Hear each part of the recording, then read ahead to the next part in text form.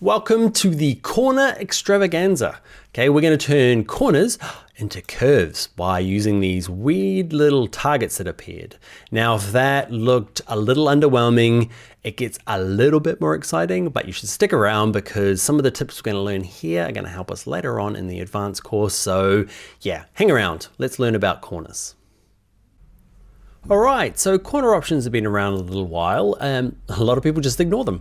I'm going to grab my rectangle tool. I've just got a plain document open, nothing fancy. I'm going to draw a box, and it's these guys, these little targets in the corners. If you can't see yours, they're under view, and they call them corner widgets. Okay, so you can turn them on and off.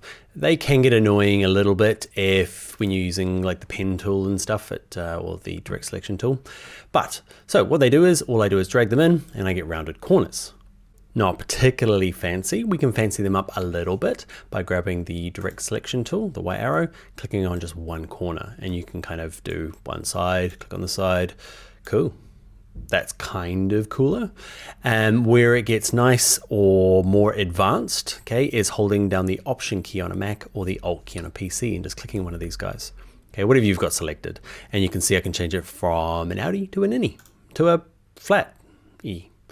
Okay, but you get the idea. Okay, so it works for rectangles. It works for anything. Grab the curvature tool and we start doing weird corner stuff.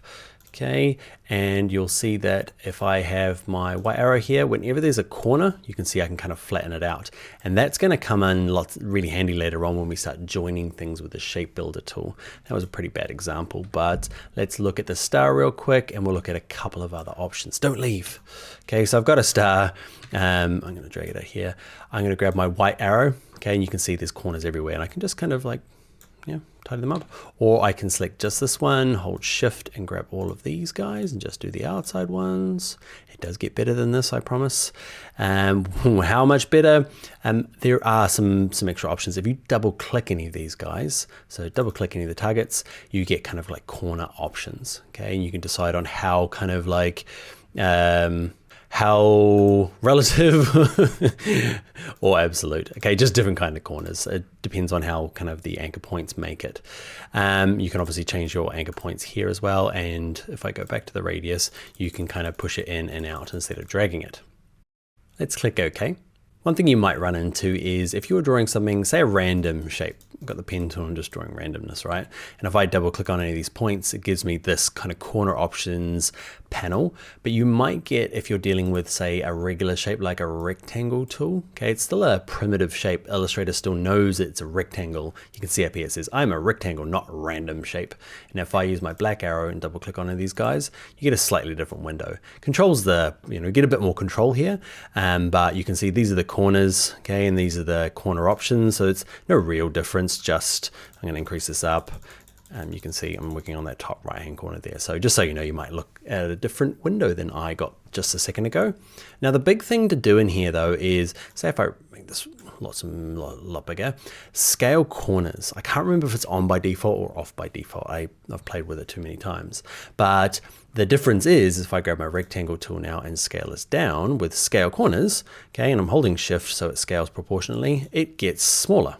Okay, whereas if I turn that off and I scale it down, you'll notice that eventually it turns into kind of a weird circly egg thing because it's trying to maintain those corners. So you turn those on and off as you need them. If you can't get this thing to open up, just go to Window and go to Transform, okay, and you end up at the same place.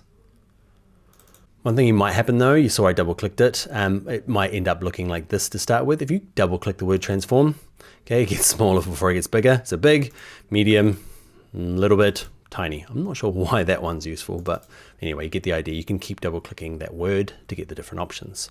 I'm going to click scale on. It seems like a better way of working. Now what I want to do before we go is I'm just going to go back to, remember our whale from earlier?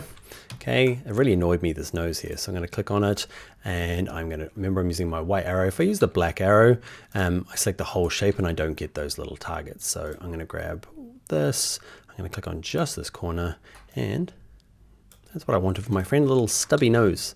Okay, I'm going to go and wreck a few other bits, but you are fine to carry on. And now I'm going to grab you and just drag you down there.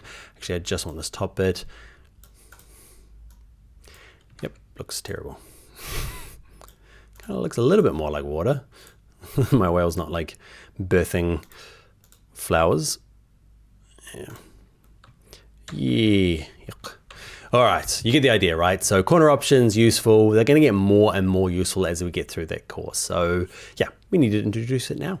All right, let's get on to the next video. But before then, I'm going to undo. I'd rather him look like he's ejecting flowers. The other way looked terrible.